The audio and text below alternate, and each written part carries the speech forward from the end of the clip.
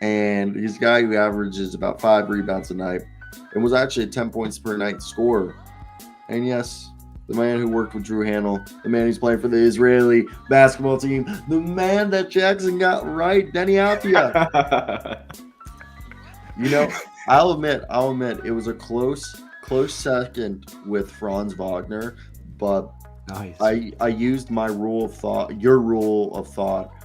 The reason why you didn't say Jalen Green was because Jalen Green had already solidified himself, and I think Franz Wagner, he was basically in the MVP. I'm not MVP, fuck no, but in the Rookie of the Year race. Like obviously, he was closer to 10 than 5, but Franz Wagner had. I mean, Franz Wagner, you could have maybe said he was like the 5th best, And but people do. And people do. And there's a real argument for that. People do, and there's a real argument for it. yeah, and I think Franz Wagner. I don't think he was like, if I wanted to give a breakout guy, kind of like how you did Kevin Porter, where like Deni's going into year 3 now, and it's kind of like make or break for him if he's going to be an actual starter or if he's going to be a role player. So I feel like this is a big year. And Thomas Perry, John Wall's already broken out. I mean, it's just both of the guys you said, TJ Warren, John Wall, those are called resurgences. I don't call those breaking out. Yeah, I like that. I don't know what more, because people forget Warren, especially in Phoenix, is like dropping like 20. Yeah, he was doing that in Indy still. It wasn't just Bubble. It was Bubble Warren gets a lot of praise. But TJ Warren's always been a scorer. Yeah. So back to Deni Avdija, he's been still working, I think, getting the runs in with the Israeli team, because you have to understand when he plays for the Israeli team, he's dropping like 25 a night for the Israeli. Wow, okay. Yeah, okay. He's like the number 1 scorer for the Israeli team. So I'm loving the fact that Deni Avdija, not only did we work with Drew Hanel, which we talked about, who's worked with, I believe, like Bradley Beal, Paul George, Jason Tatum. Basically every like top 20 player in the league worked with this trainer. Guess who Deni Avdija worked with? That trainer, Drew Hanlon. And I'm very stoked with Deni because we need Deni to average like 14, 15 a night at least for this to be a breakout year. Let's get him to he was dishing out 3.5 assists, basically after the All-Star break. So let's get him to 3.5, 4 assists a night, at least 5 rebounds, maybe closer to 7. He's a strong rebounder for the wing position.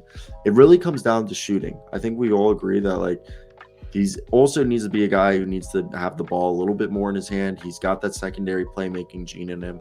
He's a guy that I think could easily average between 3 or 5 assists. I've always said I think he's a combination of Lamar Odom and Hedo Turkoglu in a player. I think he's a guy who could be like a borderline all-star player. I think Deni Avdija, by the time he retired, he could be like a 1 or 2 time all-star where he has like, 1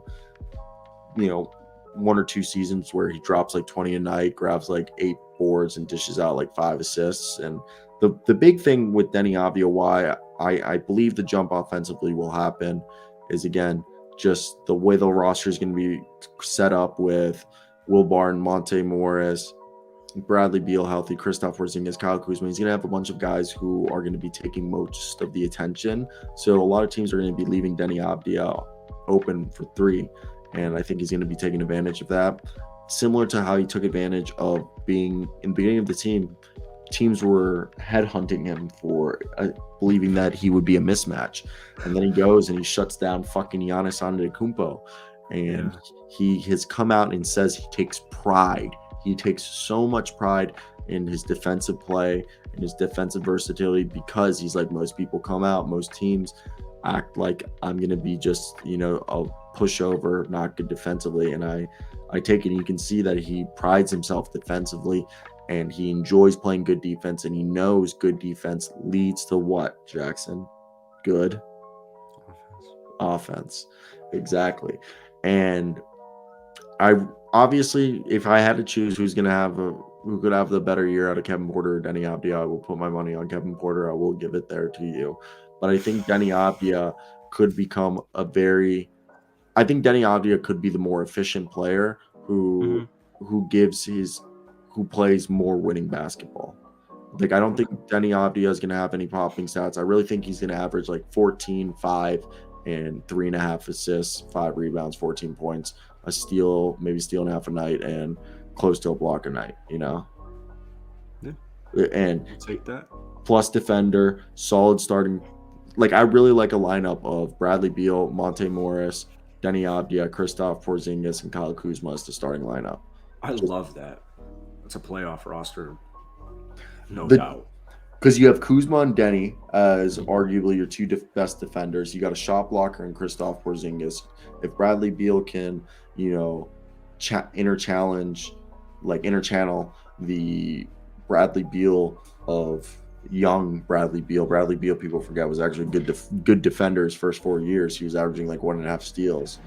And yeah, I really do believe that Deni Avdija, in my opinion, could be the guy. I just think, and then you have Corey Kispert behind him, but I just think Deni, he knows it, and he's just putting in that work. I follow him on Instagram, so I'm always watching his stuff, and you just see it. You just see him putting in that work, and he's gonna be a good guy. Right. Now we'll get to our